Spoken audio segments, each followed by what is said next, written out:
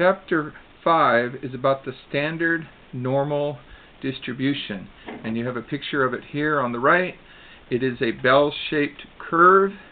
Its mean is 0. Its standard deviation is 1.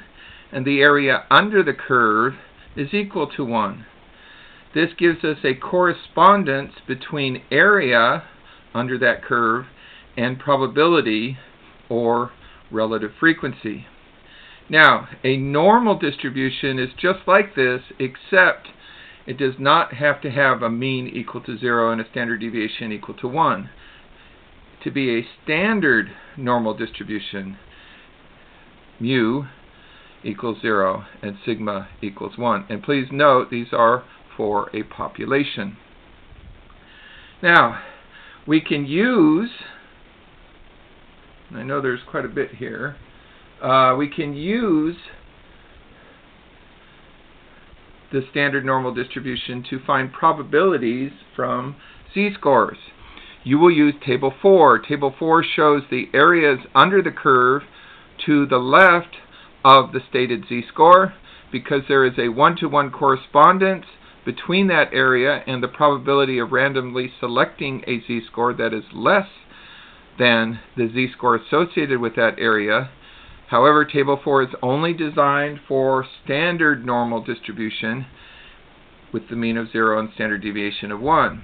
So, in this example below, right here you can see the z-score, 1.27, and all the area that would be to the left underneath that curve, that bell-shaped curve. And we would look at Table 4 and we would see that the area associated with that z-score is 0.898.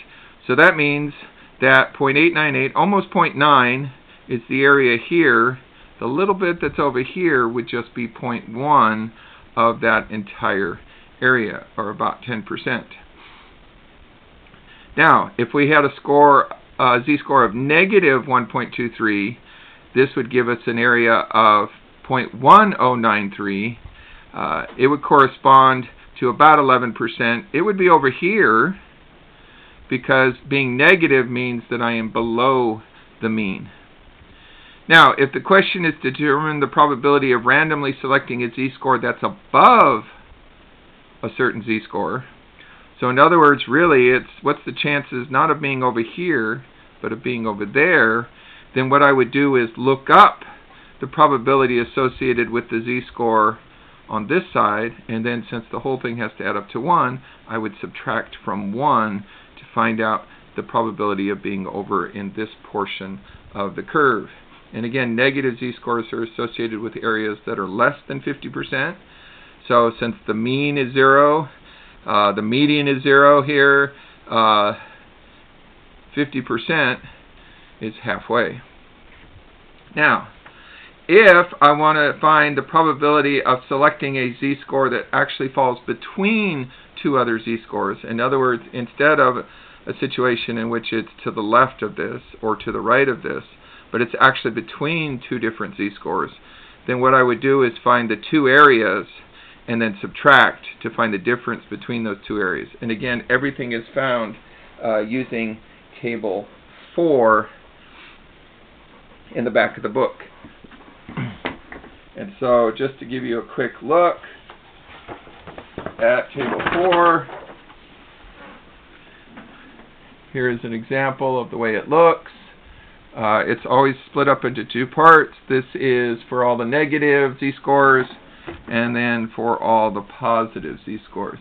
And you can see how it ranges from basically 2 decimal places, so all the way up from like 1.10, 1.11, 1.12, all the way across, and so forth. So when we talk about looking at Table 4, on the side we have, and top, we have the z-score, and then in the table itself is the area to the left of that z-score that is associated with that z-score.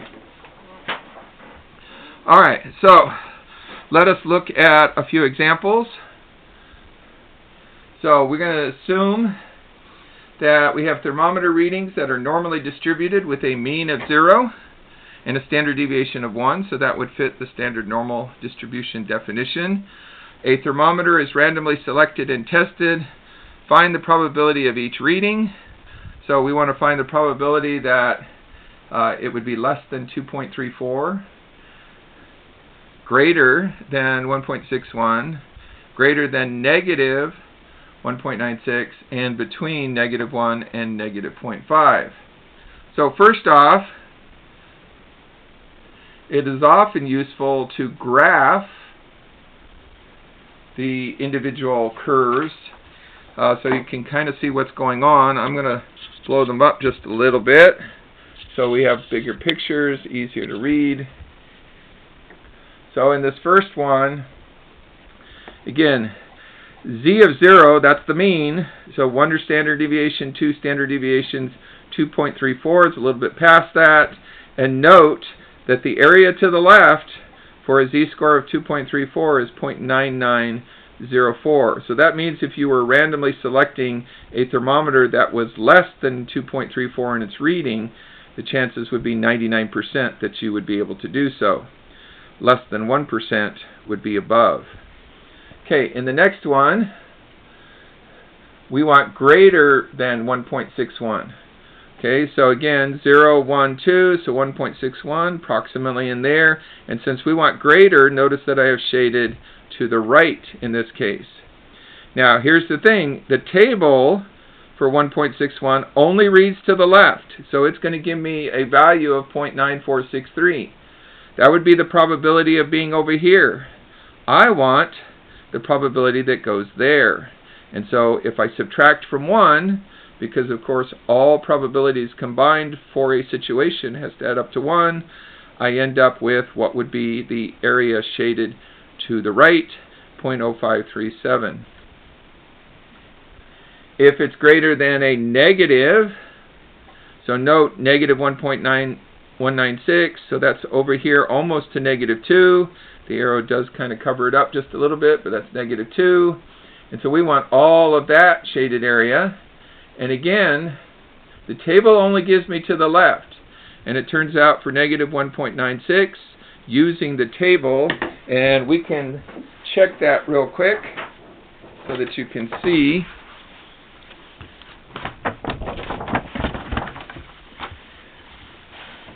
So here's the -1.9. We look at the top and we want to go over to 0.6.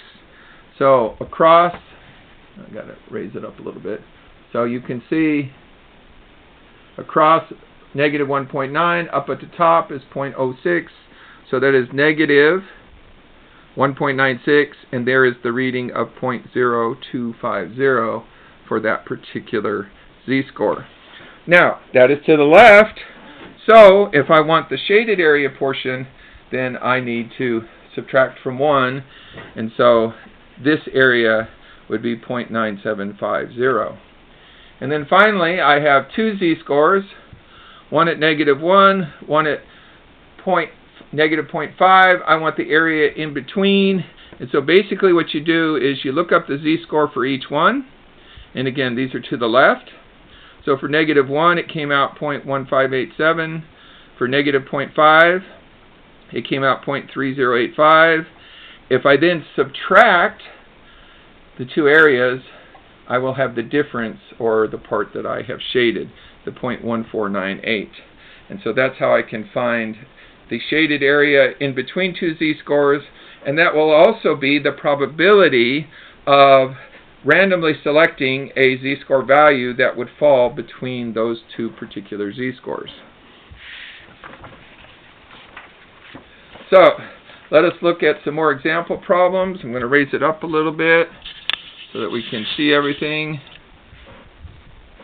So first off, what is the indicated area for the following? In other words, when you see that, that just means what does the table 4 say? So if I've got a -1.33, and in other words, it's just words, there's no diagram, I look up -1.33 on the table, it gives me 0.0918, which is to the left. Key thing, notice it says to the right of the z equals -1.33. So, the one that's just below here, that'd be shaded to the left. I want shaded to the right, so I have to subtract from 1. 1 minus the 0.0918 gives me the 0.9082. So it's really important when you're using this table, you have to pay attention to things like to the right of, to the left of, greater than, less than, and so forth. In this one, it says, what's the shaded area to the left of 1.33? And since it's to the left and table 4 works to the left, then I look it up and I immediately have my answer. Now, by the way, notice the symmetry. Positive and negative z-scores of the same value will give you the same areas as long as what you're talking about is to the left and to the right. So this one, 0.9082 to the right, this one, 0.9082 to the left. So sometimes you'll get questions that are just totally in words.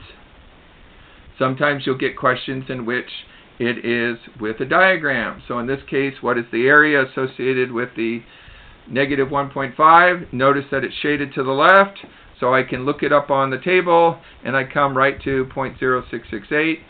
They'll all be 4 decimal places, and again, it's to the left, so I'm done.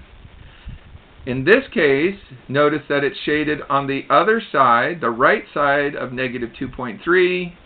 When I look up negative 2.3, it tells me it's 0.0107, a little bit, just a tiny bit over 1%, but that's to the left. I want what's shaded to the right, so I have to subtract from 1, which is 0.9893, or almost 99% of the area that's been shaded here is to the right.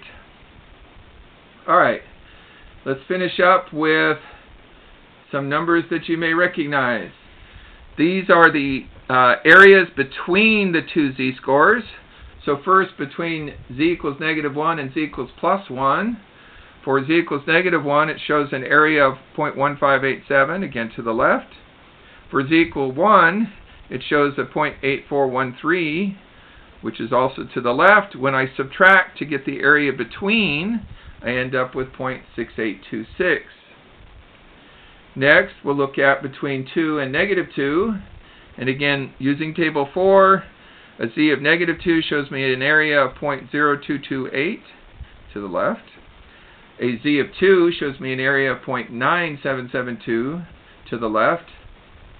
Subtract between the two of them, and I have 0.9544. And then here are the following ones for 3 and -3, and then 3.5 and -3.5. And the reason I showed you this one here is that's as far as your table goes for table 4. It is possible to calculate z-scores beyond that, but your table only goes from basically -3.5 up to +3.5. So that gives me an area in between of 0.9998, and between -3 and -4, or -3 and +3, it's 0.9974. Now, if those look slightly familiar, and we go back to our original diagram, there are those same percentages. This is where they come from. They come from the areas that are between those values.